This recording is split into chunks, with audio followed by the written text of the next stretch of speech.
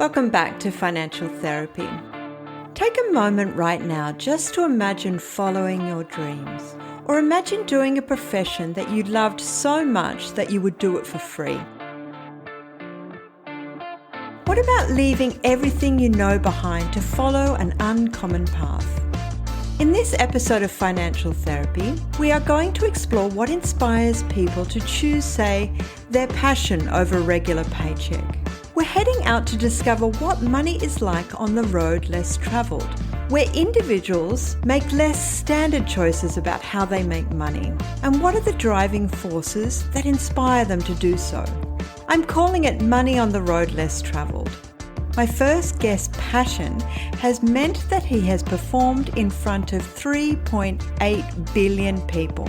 It was conducting the Sydney Symphony Orchestra at the Sydney Olympics opening ceremony. Imagine over half the world's population watching you do your day job. George Ellis is a conductor and composer whose work has taken him around the world, working with the likes of the late Lou Reed and transforming the songs of David Bowie into orchestral masterpieces. And he happens to be a good mate. So, George Ellis, thank you so much for being on Financial Therapy. Hi, Jane. Good to be here. So, for those that may not know about what you do and your work, can you tell us a little bit about what you do? Okay, so I am an orchestral conductor. I'm freelance. I work for myself. Production companies, different kinds of arts companies and organizations hire me to put orchestras together for them to put on concerts. That's mostly what I do, but I also compose and do orchestral arrangements depending on the need for the job. So, for example, the last composing work I did was I composed the soundtrack to a short documentary film by Bruce Beresford.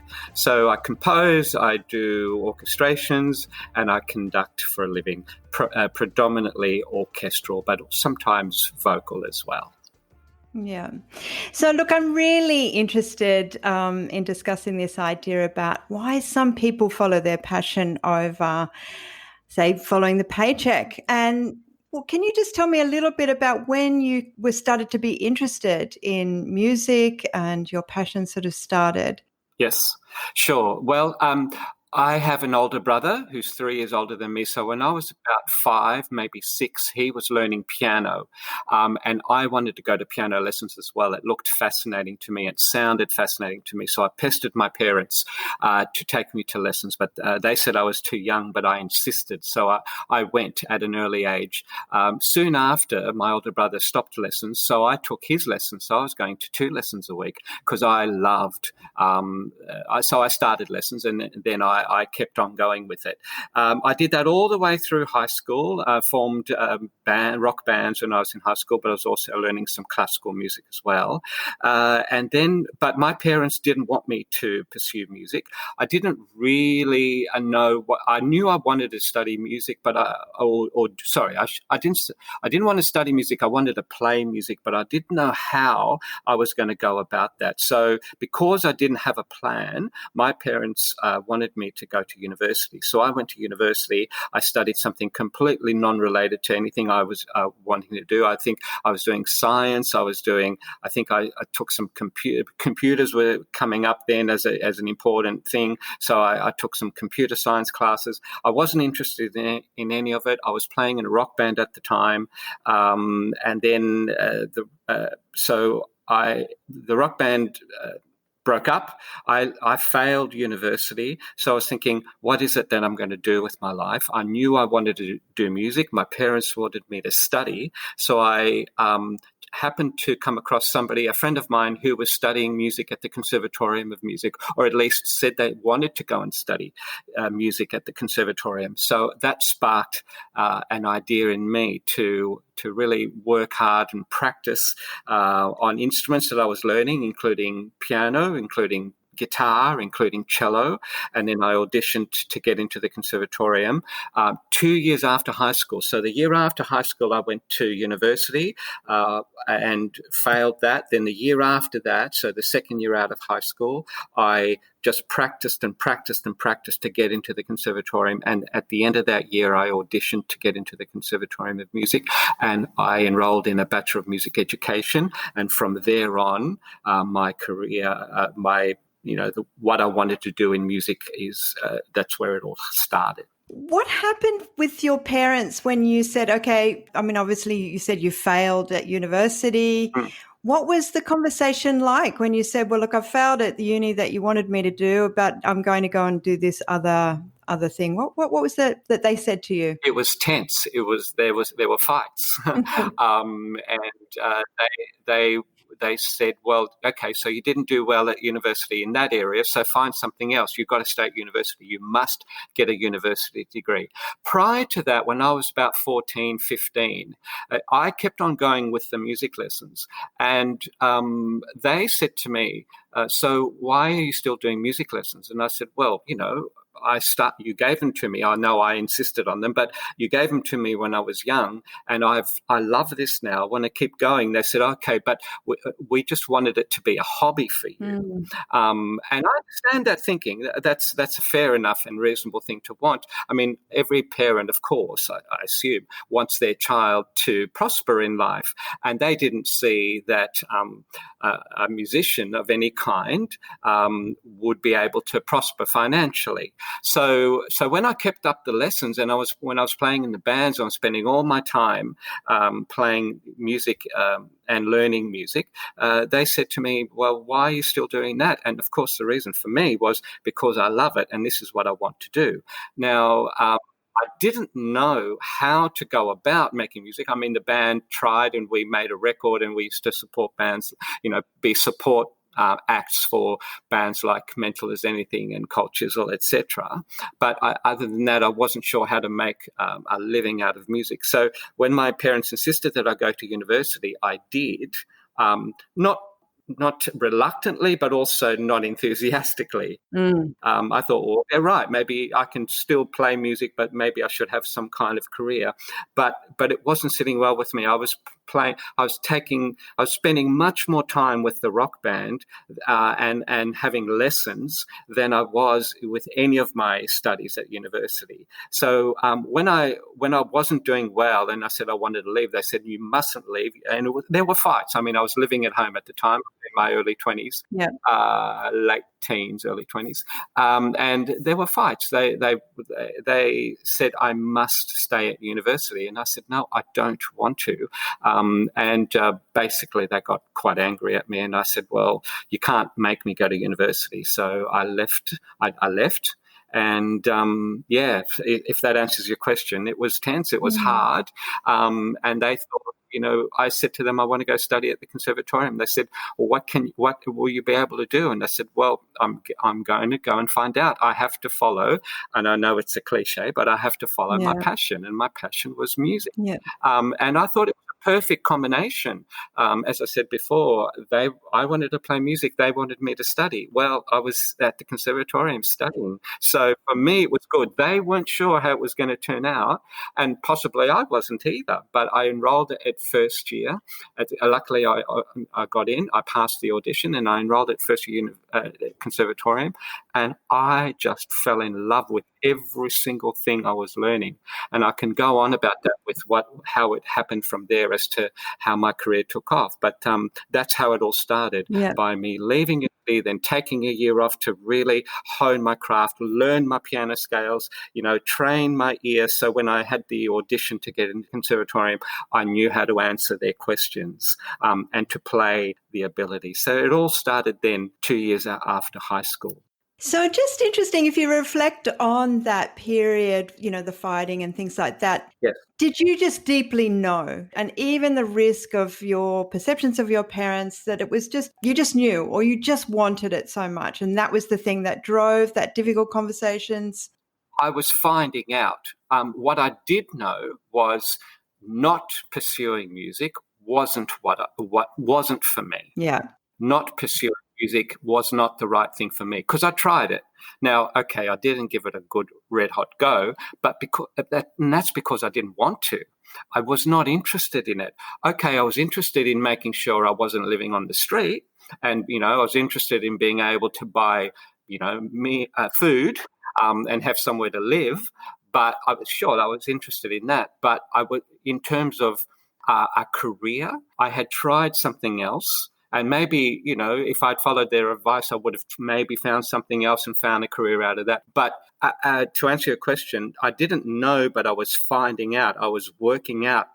I was working out what to know, how was it that music was going to help me. I didn't really know. But luckily, I discovered that when I was studying at the conservatorium. A lot of people, if they're lucky enough, will get some sort, particularly when they're doing the road less traveled, that they get support systems and mentors. And you were very fortunate to get into conservatorium where people are really cultivating that possibility for you. That yes, you can make a career. Yes. I mean, in the year that I auditioned, there are many more auditioned now, I think. But back then, in the early to mid 80s, when I auditioned for my year there, I think there were 200 applicants and there were 50 positions, 50 acceptances. So I think it's much smaller percentage now. So many more apply and less get in. But so I was lucky to be 50, one of the 50 of the 200 that auditioned. I was probably number 49 or 50, I reckon. But anyway, I loved it. I mean, I was studying with musicians, music students, and I'm not just trying to be humble. I believe it to be true, and that is I was studying with my fellow students who were much more talented than me. They had been doing music since, they were little. So had I, but they had done it in school. They really, they were very, very talented students. Some of them I still see a lot of them, and they're my friends. And one of them I work with now, and he's a top professional musician. Anyway, so I had to work hard in order to keep up and to do well. And it wasn't hard for me to work hard. I mean, when I was at university, I didn't want to study. I didn't want to do any of the assignments. But when I was at the conservatorium, I mean, I sat up the front for 4 years at every lecture because I hung on to every single word any of my lecturers said, regardless of the subject matter, whether it was the history of the music from the Middle Ages or whether it was, Indian music and, Ravi Shankar or anything like that. I hung on to I loved it. I absolutely loved it. And I worked hard at it. And I did well, if I may say, in terms of grades. I did really, really well. And I loved it. And so during my 4 years at the Conservatorium of Music, we had to take a class that involved conducting orchestras. And I really liked that class, and I really liked my lecturer. And my lecturer, so this is in my third year at the conservatorium, he asked me to meet him in his office, and I did. And he said to me, this is what you need to be doing. Conducting is your profession. So I'm going to have a scholarship for you to go and study conducting at the University of Colorado.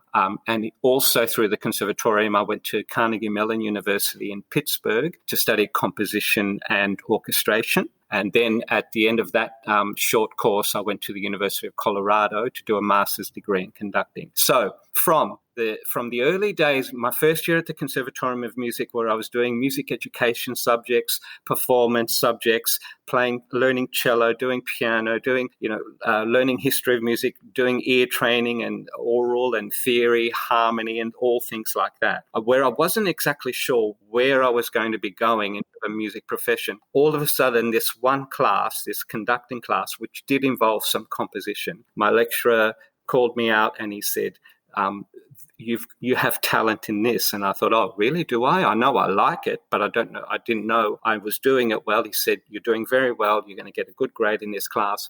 For at the end of next year, when you graduate, we're going to get you over to America. Because at the time, so we're talking 1987, there were no postgraduate courses in music in Australia, but there are.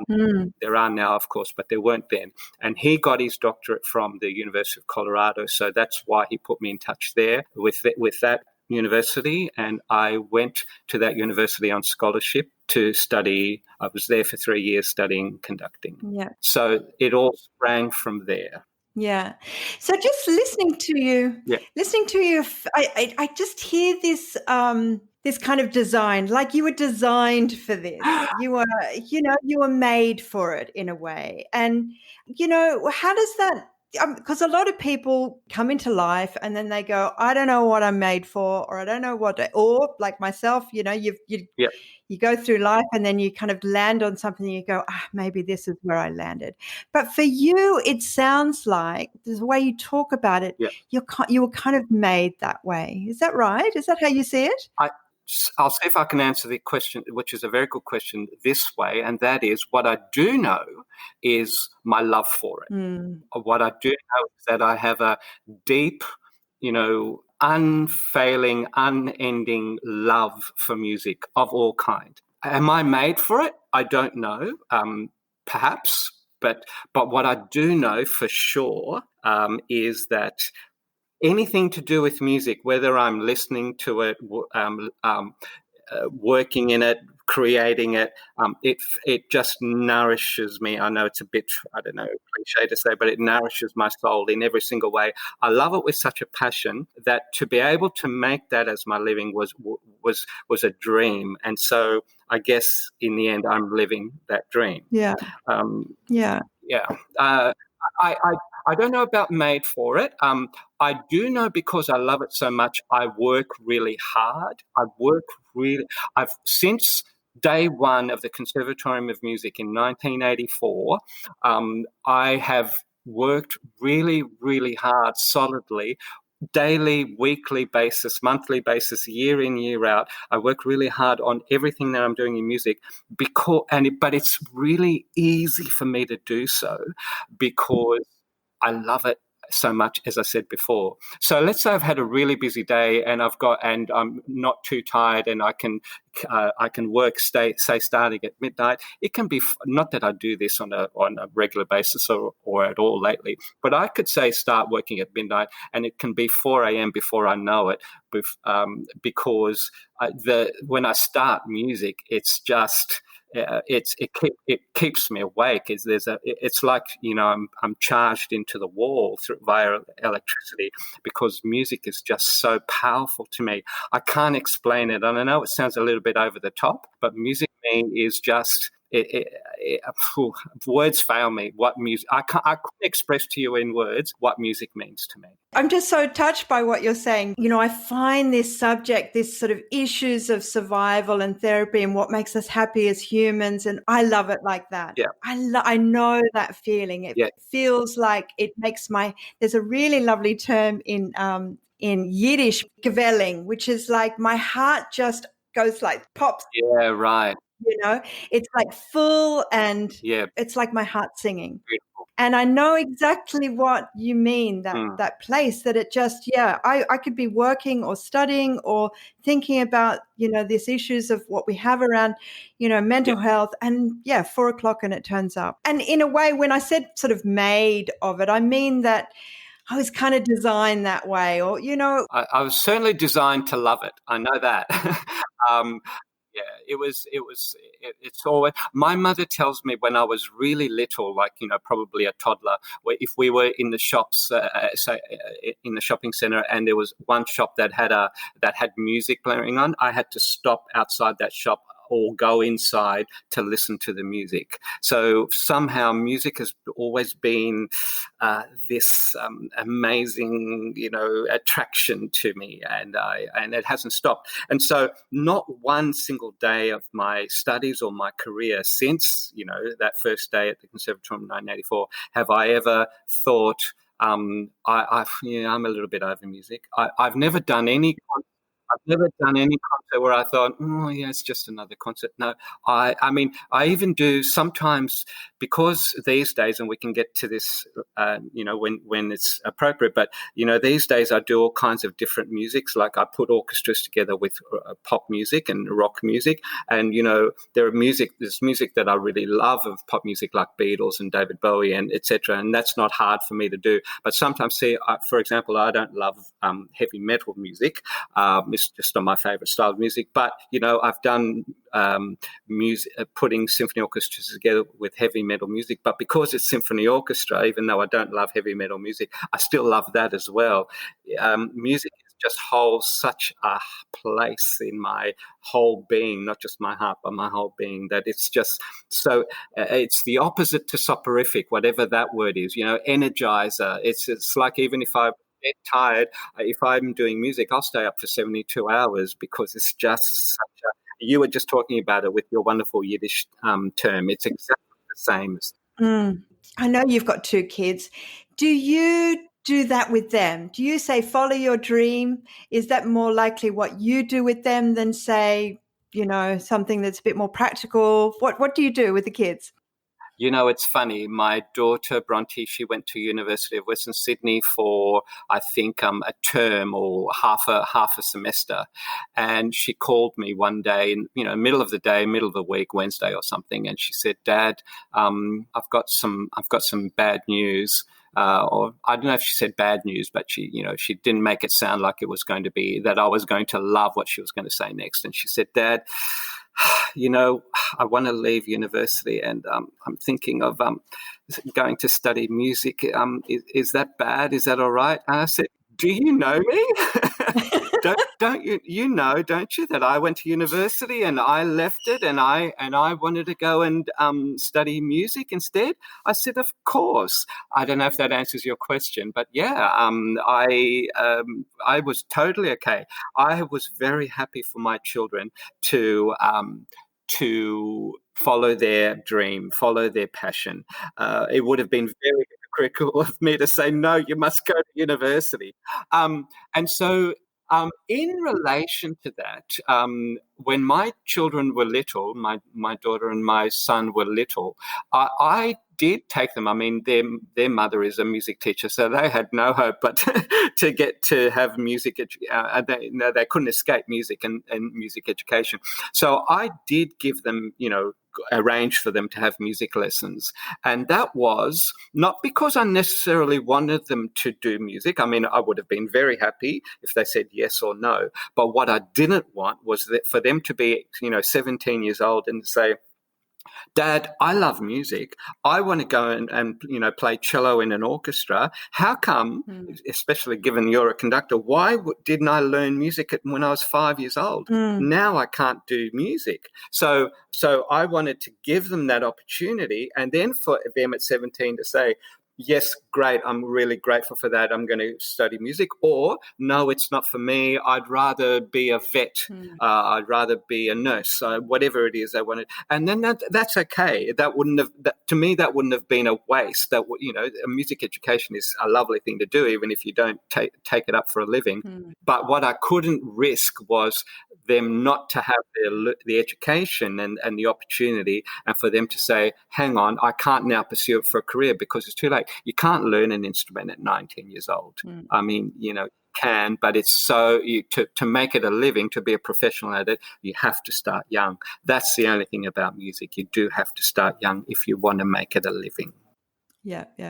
Often something that's talked around, particularly for people that are in musicians, is that, or musics or in the arts, is that piece around you have a certain amount of talent. You might have 5% talent, but most of it is, sticking it out, being tenacious, all the blood, sweat and tears. Do you believe in that? Is that something that you would teach anyone that's going to ask you, look, you've got to have a certain amount of talent, but most of it's going to be blood, sweat and tears?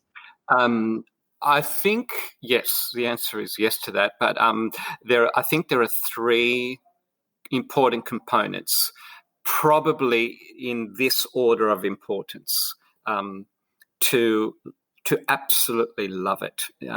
And going on from that is, if it was taken away from you, you'd be crushed. If you didn't, let's say sports was your thing, and then all of a sudden you got an injury and you couldn't do sports anymore, it would absolutely just crush you. So to have a deep-seated and amazing and unending love for it, that's most important. Second of importance is to answer your question, to work really, really hard at it, which isn't difficult to do when the first You love it. when the first priority is in place. Third, to have some natural talent at it. I mean, if you can't be a singer, for example, and make a career of singing if you can't sing. So you have to have some natural talent. But going backwards, to make it as a musician, talent on its own, without working hard, without the love for it, doesn't work. Yeah. Working hard at it alone, without the love for it, without the natural talent for it, also doesn't work. Loving it with all your heart, but not having the natural talent for it, not working hard. So all three are important. And even if the first one isn't there, that it's not your greatest love, but you have some natural talent at it, and more importantly, in direct answer to your question, if you work solidly and hard at it, you can do it. You can make it work. But those three things are really important. Is working harder more important than natural talent? I suspect yes, and I'm only saying that from personal experience. And again, I'm not just trying to be humble. I think I have limited talent. I don't have no talent at it.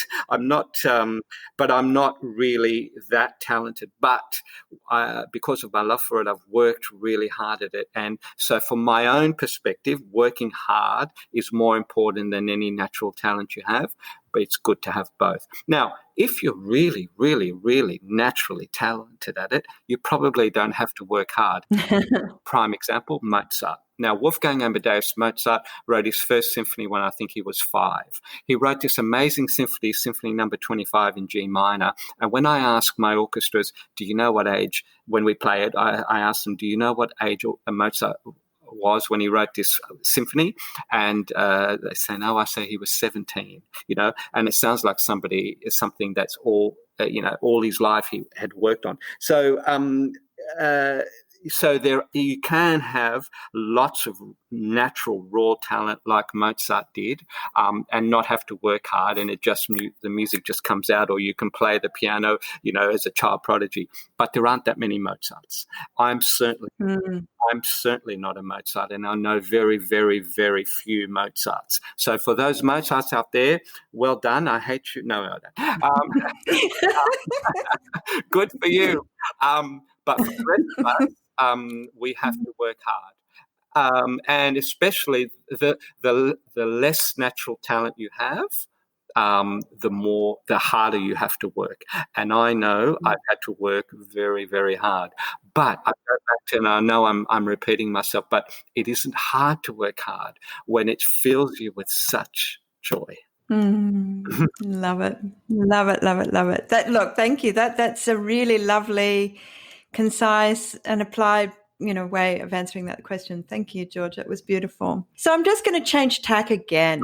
What often we see in most countries or most economies is that politics plays a role in whether arts is supported or not. Yeah.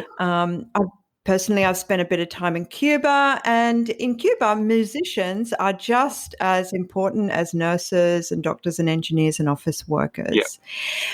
One, because they value that kind of diversity. There is a contribution that even artists, visual artists as well as musicians and things like that, there's a contribution that the arts makes to a society beyond just the economy, just what creates, the machinations of an economy. As an artist, you would have an opinion about that, I imagine you would. Yes. Well, let me maybe skirting the issue a little bit, but hopefully not. And let me say this, and that is, When I studied at the Conservatorium of Music in the mid-'80s, I graduated, as I said before, in 1987. This was just before HECS. And so my education was free. This is Just hang on. Just for those international listeners, HECS is a debt program, that meaning that you pay for the fees straight up front, and then once you start working, you need to pay that off. right. So that's HECS. That's the Australian version. So I guess thank you for explaining that. I guess I meant education was no longer free. When I went through the Conservatorium, which is now part of Sydney University, there were no fees. It was completely free. And so I am used to, and I also, and further to that, I remember the 1972 Australian federal election when Gough Whitlam got in, and one of his mandates was that university education would be free. So I was used to that. And when I went to university myself, or should I say tertiary education at the Conservatorium of Music, I did get a bachelor's degree. It was completely free. And that's expensive. That costs a lot of money. I mean, the government was paying, all the conservatorium teachers. They were teaching us one-on-one. We're not talking classes of 1,000 or even classes of 30. They were teaching us individually. That must have cost the government a packet. And I guess clearly that wasn't sustainable. However, for however long it lasted, it's amazing that education was free. Okay, so they had to put on the HECS, which you've explained, after that, and that makes sense. But idealistically, and I know, this wouldn't get me into government if I was a politician, but ideally, or for me, idealistically, education would be free. And I guess I'm trying to say that in relation to what you're talking about, government support. Do I wish there was government support completely, like there is, say, in Cuba?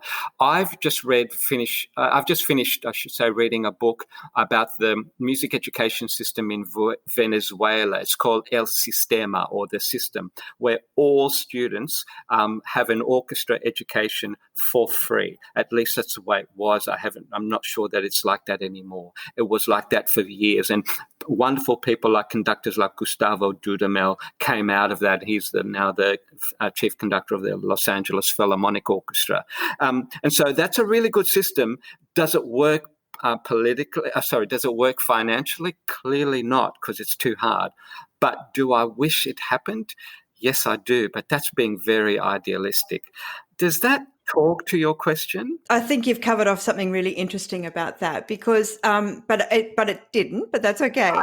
What I was, just interesting to see that where certain societies place funding, which is, and also too, that, Kate Blanchett also talks about the fact that she was a child of, free education or free university. Right. Times have changed, and I totally get that. But I suppose the bit that I'm curious around is how, say, in, political systems where arts funding was very, there was a big public policy or political policy to say, yes, we're going to put a lot of money into arts funding, right? Yeah. That means that there's lots of grants for film, lots of grants for music, lots of grants for venues, lots of everything. Yeah. And political parties change, and then that funding goes again. Yeah. In the context of seeing how valuable, the arts is valuable. I believe it is. You obviously do. Can you talk to me a little bit about the fact that, you value it as an art form? Of course, you're lucky enough to do it as a full-time career, but there are a lot of, associated industries to do with the music, and it's still a valuable art form that needs to be, part of the budget, basically. Yes, so you're right. I clearly think it's a worthwhile thing. Art needs to be funded. Yes, for sure. Now, there are people perhaps even listening to this that would be on opposite sides of this, and that is that there would be people that say the arts are not funded nearly enough, and I couldn't say that they're wrong. I'm sure they're right. And then there are other people that say, but, there's the Australia Council, APRA have grants and funds. There's this and this and this and that. And, the Australian Music Centre, it provides fund, for projects, etc. as long as you come up with a project that they believe, would work. I sit somewhere, I see all sides, and I sit somewhere in the middle of that, I guess. And that is, I think there should be more funding. I mean, probably the prime example of that was, and I must admit, I didn't really keep up with it because I had enough work, so I didn't need to go on to look for JobKeeper or JobSeeker during COVID. But from what I understand, for those people who did, freelancers like myself lost out. They weren't able to apply for that because they didn't have their regular income, and they couldn't prove they couldn't show whatever they needed, their tax returns or whatever. But so that's a shame that those people, artists, me really, and people like me, fell through the cracks. Some of them, or if not all of them, needed it. I'm very fortunate to say, just personally, I didn't fall through the crack because I had enough work to keep going. Plus, I was doing some teaching at the conservatorium, so I didn't need to apply for funding of any kind or grants or whatever. Of course, I think it's important. I mean, to show my political bias here, and I don't know if I should be, but I loved what Paul Keating did. Paul Keating thought the Sydney Symphony Orchestra, that's where the sun shone from. So his government funded it to the hilt, and he had opposition to that. I'm not saying unjustifiably, but from my personal point of view, I thought it was fantastic. Personally speaking, and from my little biased corner, I think it would be fantastic if the arts. To me, the arts are so important. I mean, we need hospitals, right? Of course. Who's going to argue against that? We need schools. Who's going to argue against that? We need, public works, we need roads, we need all these things. Do we need art? Well, in a very shallow sense, no, but on a much deeper and much better level, yes, we absolutely need it. Can you imagine life without stories, without music, without art, without being able to imagine if there was no Picasso or Monet or Van Gogh? It would, a black and white world would work, but none of us live in a black and white world, and why should we when it's available to us? Should we fund it? Yes. Can we fund it more? That's for the politicians to answer. And, the Liberal government, the right-wing government or the left-wing government might have different views on that. But the answer is definitely. I don't know how true the story is. Winston Churchill said, there wasn't money for arts because we're fighting a war. And I don't know if it's true, but apparently he or maybe someone else said, then what are we fighting for if we can't have art? So that's however romantic or otherwise that is, that's a beautiful thing. And I hope it's true. I hope he said that because I believe in that. I personally, given that I earn my living from full-time living from music, I subscribe to that point of view. Yeah. Oh, thank you, George. That's beautiful.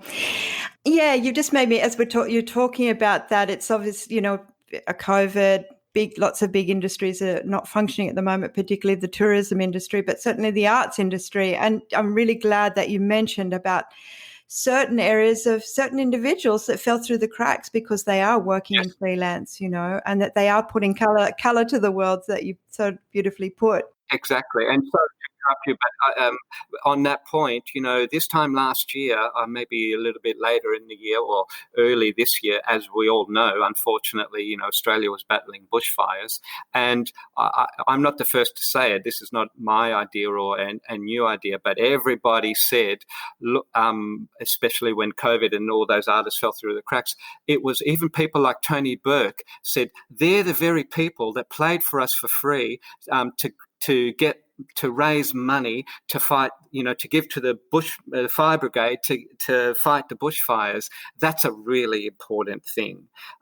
So here are these people being left behind by the government, and yet they're the same people that are helping the government fight the bushfires, and saving lives. So that's yeah. Yeah. My point. Yeah, absolutely. No, that's a very valid point. The fact that often we go to the arts to kind of, raise the money, raise the awareness, and yet when they're in need. And they're playing for free, and, some of these people, they've got international careers and number one records, so they might not have, needed the money. But, there were backing vocalists and there were guitarists and there were drummers.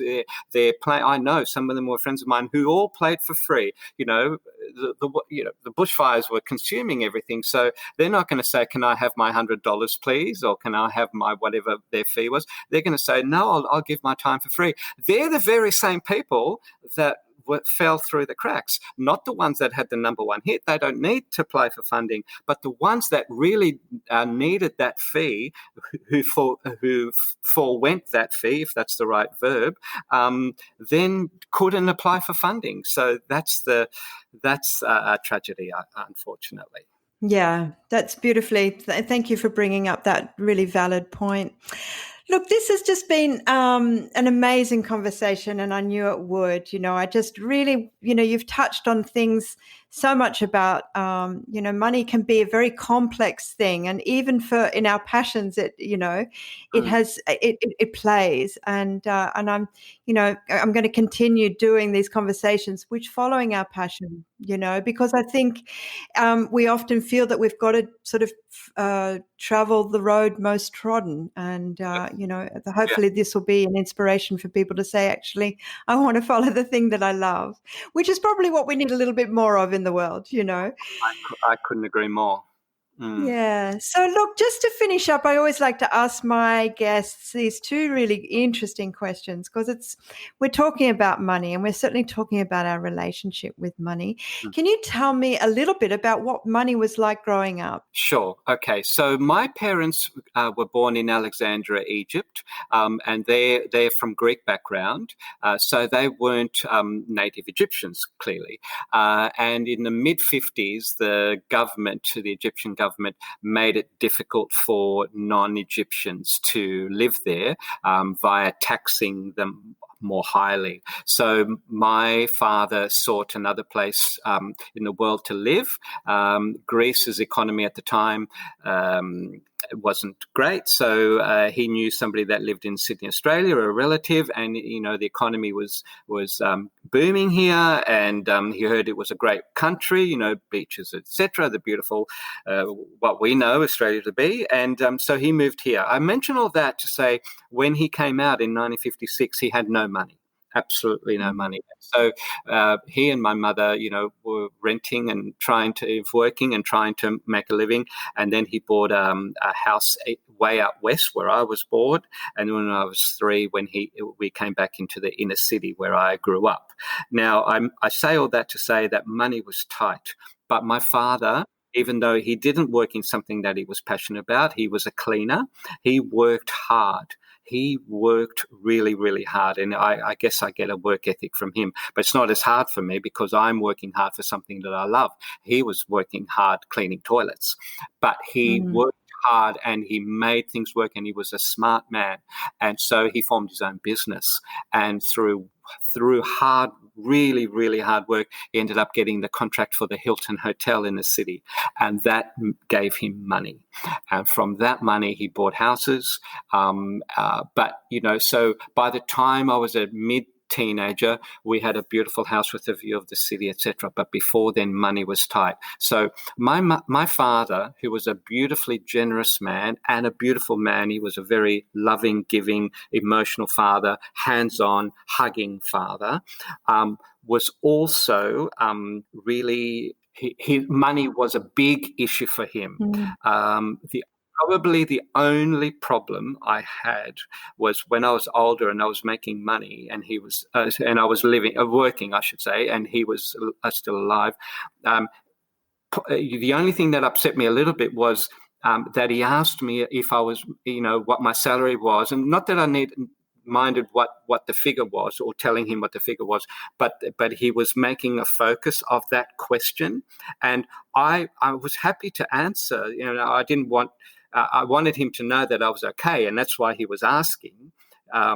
But I would have liked him to have said, "How's your job going? What concerts what was your last concert like? Can I come to the next one?" or something like that. And then ask me, "Are you okay? Are you getting enough money? Can I help you?" But he, because of his background, and that's why I mentioned everything about Egypt and going out west, because of that, even though he was a very loving and giving and very generous man financially as well, money was such an issue for him, and it was his number one thing that he would inquire about and talk about all the time. Now, I'm not against that. I just wish it was at least number two after finding out how I am, with the heart and things like that, rather than that. But that's where in answer to the question, I guess it's a very long and roundabout answer, but money was always a thing because of what I just mentioned about his background. Now, he then later made money, and he had houses, and we had a holiday home up the Central Coast, and then he bought a beautiful home in Brighton Sands. And so we were okay, but at first we were really, really tight. We went to government schools, so he didn't have to pay for private education. He probably wouldn't have been able to pay for a private education when we started school, or maybe even high school. But by the time we were in mid-high school, late high school, he could have afforded a private education for us, twice over. So that's our money. Yeah. And so what do you think that upbringing taught you about money, or what did it sort of, what was built in your mind's eye or your understanding of money, do you think? Well, interestingly, to go to our topic, notwithstanding all of that, or maybe even because of all of that, I never wanted to. Ideally, for me, it was always the dream to do something for a living that I would have, I know it's a cliche again, that I would have done for free. So to make money from something that I'm so passionate about, because it was a big thing, money as I was growing up, and it was a big thing for my father. I guess I therefore, maybe even as a reaction against that, I wanted to make sure that I didn't have a job I didn't want a job just because of what it paid me. I wanted a job that, nourished me and completed me, so to speak, to use like a romantic movie term. I wanted a job that made me feel so amazing that the money was a bonus. I didn't know that I would find that, but as I said, from when I started at the conservatorium, that's where it all sprang. It all sprang from there. So I guess because it was, as it was such an important thing, I wanted it to. I know it is important, but I didn't want it to be all based around that. And luckily, I haven't. And to use your term, I have, followed the untravelled path, and followed my passion. Luckily for me, and it was a dream. I didn't know I could achieve it, but luckily I have. It also, my dream job also pays me, and pays me, if I may say, especially at times well. Yeah. So just finishing up, this is kind of an interesting question. We often don't often get much guidance around money, or how we need to be with money, or our relationship with money. Beyond investment strategies and things like that, of course, that doesn't sound interesting to you. But is there a way you would have longed to be taught about how to be in the world in a way with money? With, what was it that you were kind of longing that your dad sat you down and went, George, in the way that you would have loved to have heard it for you? Yeah. Yes. I would have liked that. I didn't get it. I didn't ask for it, and maybe I should have. My dad probably would have had some strategy, but if I may be so simple, and I don't know if this is helpful to you, to this discussion. Basically, what I learned from my dad was, if you work hard, you won't have a problem with money.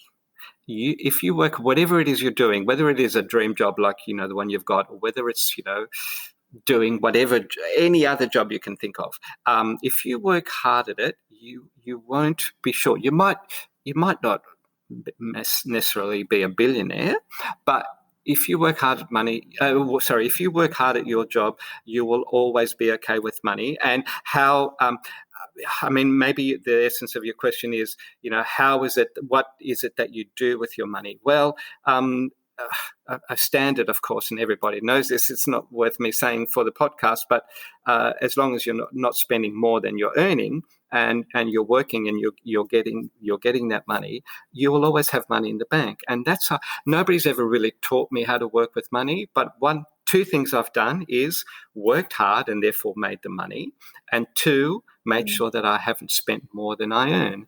And I've sometimes resorted to when I've been on salary, and I've been freelance for 20 years now. But when I was on salary before that, sometimes I asked my company or the institution I was working for to put my money into two accounts, only one of which I had access to. And so the other account that I didn't have access to was building up. And so if I ever needed it, I could go into that account via the bank, or a co-signatory or something like that. So there are strategies like that. But for me, if it's not too basic to say, that is, work hard, you get the money, and then put that money away, use only what you need to have, enjoy it if you can, but don't spend more money than you have, and always keep on, even if it's $10 a week, make sure that account is keeping on going up and never goes down. But it's easy to say if that money's coming in, harder to do when the money's not. And it's been up and down for me over the years. Earlier on, it was more down than up, and now it's more up than down. And the downs are very, less frequently together these days. So I'm a very, very lucky person. Oh, George, thank you so much for this. It's been just really great. And I think it's just really lovely to hear, the perspective in the world from someone else, and particularly that's someone that's following their passion. So thank you for your time. Thank you for being on Financial Therapy. And I really appreciate everything, all the golden nuggets you've given us. I've been very lucky to be able to follow my passion. I highly recommend it. It doesn't maybe necessarily work for everybody all the time, but and that's unfortunate. But I really, really hope that if anybody that asks me, should I follow my passion or not, only because it's worked for me, I will say a wholeheartedly yes, a big yes to that, and just cross my fingers that it works as well for them as fortunately has for me. And there'll be times when in the next, maybe, who knows, next year or 5 or 10 years, that I might not get as much work as I'd like. Luckily, I'm in an okay place, but to me, much more important than whether I have $5 in the bank or $5 million in the bank, which I certainly don't. Much more important than that is the fulfillment of what I do, and luckily it pays me at least enough to be able to buy food and the things that I need. Beautiful. Thanks, George Ellis. Thanks, Jane. My pleasure. It's always great to talk with you, and I look forward to next time. To find out more about the musical colour that George Ellis is putting out in the world, please read the show notes of this episode. And while you're there, please donate to the show, either by PayPal, or you can support me and my work through Patreon. This supports me to support others that may need help with them and money. And thank you for joining me.